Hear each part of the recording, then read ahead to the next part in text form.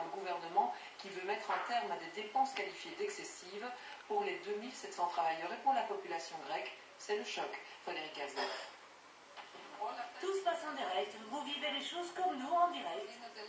L'émission du soir se termine sur la télévision publique.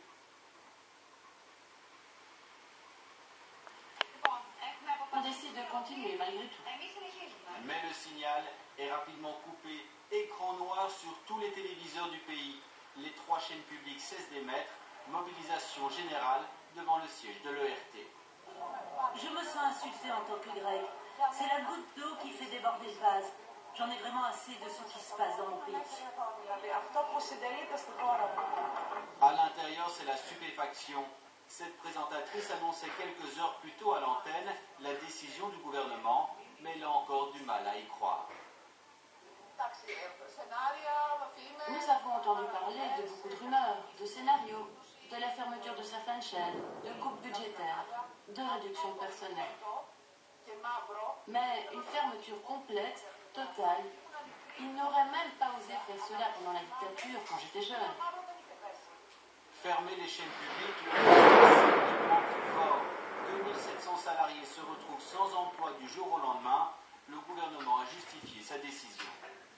L'ERT était géré de façon scandaleuse et tout le monde pouvait le voir tous les jours. Mais personne n'osait toucher à cela.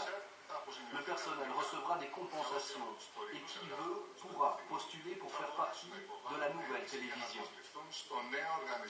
Une nouvelle structure d'une taille plus modeste devrait être mise en place. Ce matin, le soutien pour l'audiovisuel public grec est très important. L'opposition parle de coup d'État. Le gouvernement fait comme s'il n'y avait plus de parlement, il n'y a plus de démocratie.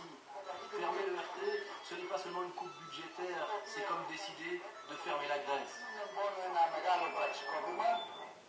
Les journalistes grecs observent une grève de 24 heures. L'Europe, elle, insiste sur la nécessité d'un service public. Et notons qu'un mot d'ordre ce jeudi en Grèce contre cette décision. Un véritable coup dur en tout cas pour le personnel. 2700 personnes au total parmi les journalistes de cette chaîne. Vangelis Demos.